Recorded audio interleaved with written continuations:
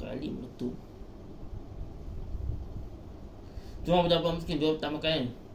Sabah tak boleh. Singapura paling kaya raya. Singapura lagi kaya. Kau pergi Singapura memang kaya sangat. Paling kaya Singapura lah. Kan Singapura yang dapat pantai ni. Pantai memang cantik. Kalau pergi semua benda mahal tau. Kalau Ijam dapat Ijam. Ijam kan orang kaya Ijam. Kalau Ijam dapat. Kalau Ijam pergi sana. Singapura memang lah. Singapura tempatnya cantik.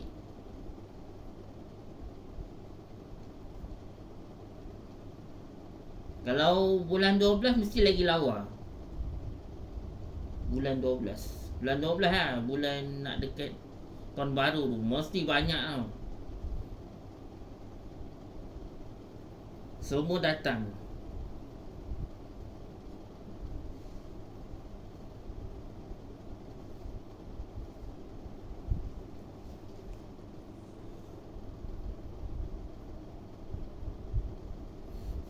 Selangor dah jauh ketinggalan dah.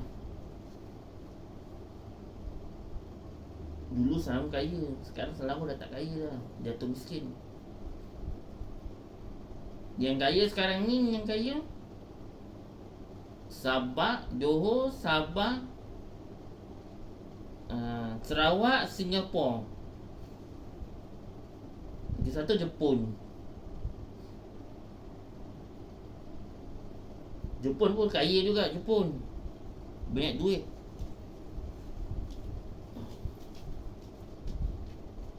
Dan paling kaya sekali Sabah, negeri di bawah Bayu.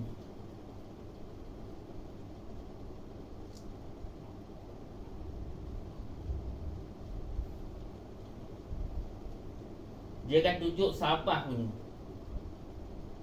Yang kedua ke ketiga dia tunjuk paling kaya. Selalu Sabah dulu yang ditunjuk. Negeri di bawah Bayu, Sabah.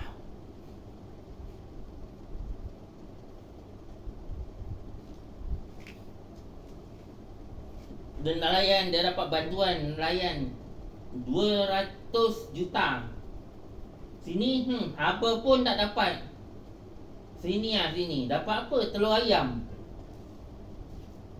Ni tak ni rawit balik ni. Kalau ni rawit balik okey. Boleh aku mandi kat situ. Kampung nelayan situ mana dia rawit. Usang tempatnya tu.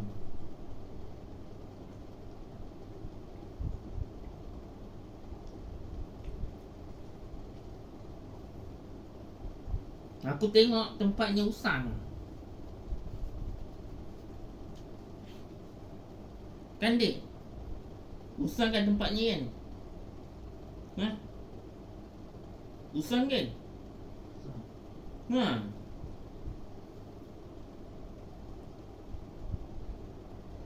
Dia tak nak dinobot balik. Nelayan tu dekat situ tu.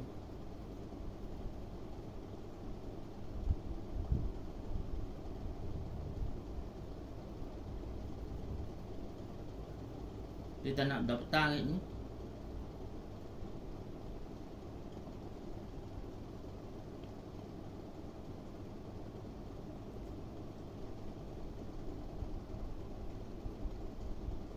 Nak daftar kena ni.